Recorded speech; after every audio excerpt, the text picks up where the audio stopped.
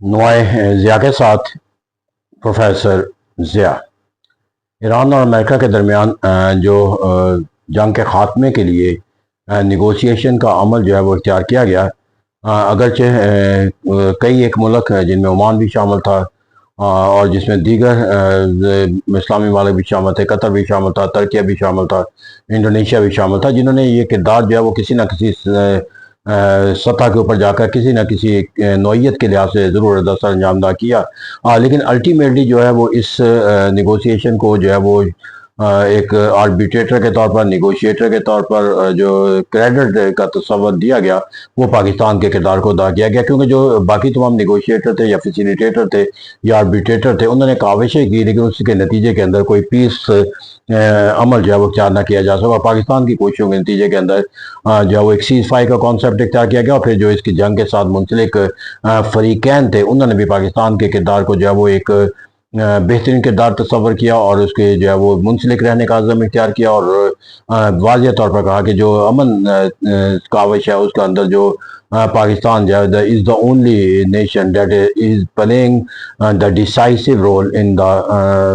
Negotiation. तो इसे कहते हैं यहाँ पर जाकर जब अफ्रीकन जो है वो पाकिस्तान के ऊपर जो है वो अपने एक निगोशिएटर होने के तौर पर जो है वो एक बयानिया तश्कील देते हुए नजर आते हैं, तो फिर पाकिस्तान को भी इसके अलावा कोई दूसरा तस्वर इख्तियार नहीं करना चाहिए कि Pakistan is the only nation that is playing role of the negotiator. लेकिन यहाँ पर जाकर हमें जो एक तस्वर है उस तस्वर के साथ हमें जो हकायक है उससे नज़रअंदाज नहीं करना चाहिए, क्योंकि इस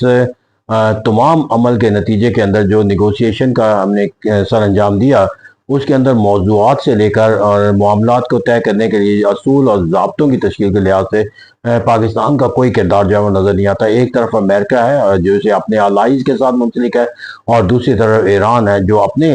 स्ट्रेटजिक पार्टनरशिप चाइना के साथ मुंसलिक है। तो इसे कहते हैं यहाँ पर जाकर जो है वो अब भी जो मुज़ाकरात का अमल जिसको कहा जाता था कि कामयाबी के वो मुकम्मल तस्वर पर जो है वो कायम हो चुका है, और अब जिसका सिर्फ ऐलान बाकी है, उसके बावजूद जब हमें इसके अंदर ऐसे जिग-जैग बनते हुए नजर आते हैं कि वो अमल जो कि लम्हों, घंटों और दिनों का लगने लगता है, वो फिर ऐसे लगता है कि शायद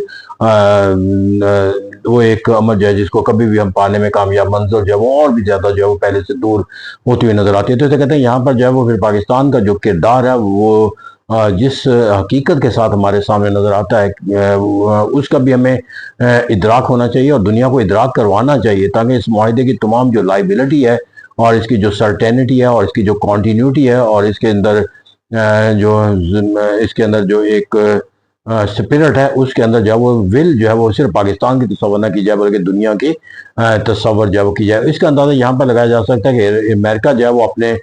तमाम अहदाफ जो ईरान से वो हासिल करने की कोशिश करता नजर आता है, या कोशिश करने के नतीजे के अंदर उसको किसी एग्रीमेंट की शक्ल देता हुआ नजर आता है, तो वो फौरी एक तकाजे के तौर पर उसे शेयर करता है विद अपने जो है नेगोशिएशन पार्टनर के साथ या वेल विशर नेशन के साथ। और फिर इसी तरह जो है वो ईरान भी बरह रास्त जो है उसका एक मिनिस्टर जो है वो इसके लिए मखसूस है, जो चाइना के साथ मुज़ाकरात का अमल इख्तियार किया हुआ है इस पॉलिसी के ऊपर जो ईरान की है। तो इसे कहते हैं कि यहाँ पर जाकर जो है वो हमें जो हकीकत है उसके तय, और यही वजह कि इसका सबसे बड़ा पहलू ये है कि अब चाइना की तरफ से भी ये तकाजा किया जा रहा है कि जब ये मुआहदा किया जाए तो इसको इन्फोर्स किया जाए with the will of the United States. और will of the United States का क्या मुराद है कि यहाँ पर जाकर जो है वो पांचों बड़ी ताकतें जो है वो सिक्योरिटी काउंसिल की जो परमानेंट मेंबर है उनकी जो है वो तस्दीक होना चाहिए, ताकि वायलेशन का जो कॉन्सेप्ट है वो पैदा हो। अब यहाँ पर जो मेरे नज़दीक जो तस्वर है वो इसलिए वरीड कॉन्सेप्ट है कि जिसकी वजह से मैंने कहा था कि पाकिस्तान को अपने लिए जो आर्बिट्रेशन का और निगोशिएटर का और फैसिलिटेटर के जो ताज हमने सर पे सजा, जिसका हमने बहुत सारा फ़ख्र बना रखा है, उससे एक हकीकत के तौर पर जो है वो सोच और उस फिक्र के साथ मुंतकिल करना चाहिए जो चाइना की तरफ से नज़र आती है। क्योंकि जब ये चाइना कह रहा है कि इसे बैन अवी ताकतों के ज़रिए जो है वो तोहफा दिया जाए, तो इट मीन कि इसकी जो वायलेशन का जो कॉन्सेप्ट है वो सिर्फ अनअवॉइडेबल नहीं है, बल्कि एक ऐसा फियर है जो चाइना जब बिफोर टाइम जो है वो रियलाइज करता हुआ नजर आता है। तो इसे कहते हैं कि, और ये वायलेशन का कॉन्सेप्ट यकीनी बात है कि ईरान से तो तोका नहीं की जा सके, क्योंकि एक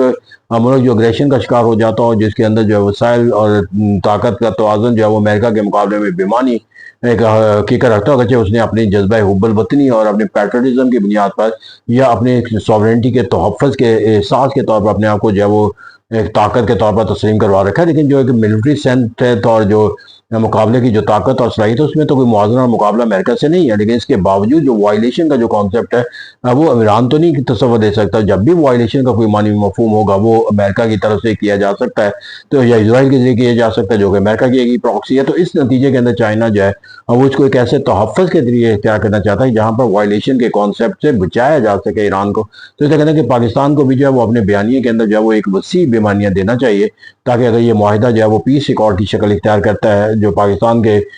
किरदार के नतीजे के अंदर कोई हम आहंगी के जो असूल ज़ाबिते होंगे, उसके पास जो विल पावर जो है उसके जो डिसीजन मेकिंग का जो अमल है उसके अंदर जो है वो तमाम का ताकतों को अपने साथ मुंसलिक रखे, ताकि एक तो पाकिस्तान की जो ताकत है वो दीगर ताकतों के साथ मिलकर जो है वो उसकी ताकत में इजाफा करेगी, और दूसरा ईरान के मफादात के तहफ़्फ़ुज़ को यकीनी बनाना जो है वो ज़्यादा आसान हो सकेगा। लेट्स होप कि हम इस मुआहदे के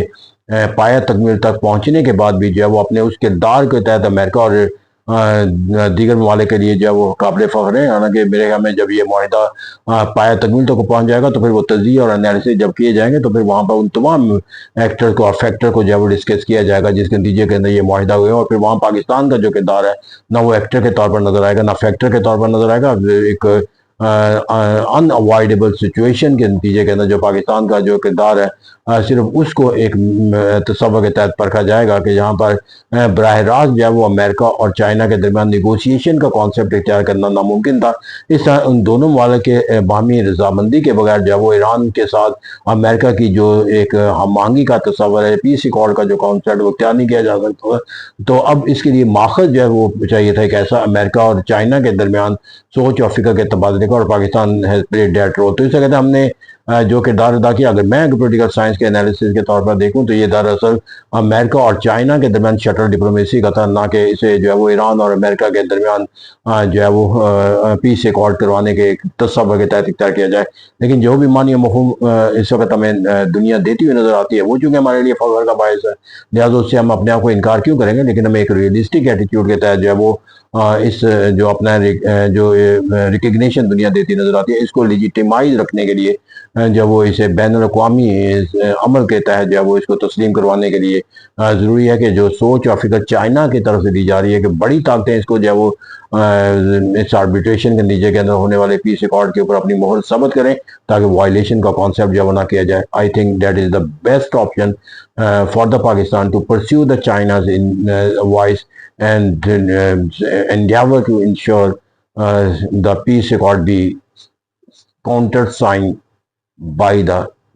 Security Council permanent member. It will be honor and for the best interest of the Iran as well. Thank you.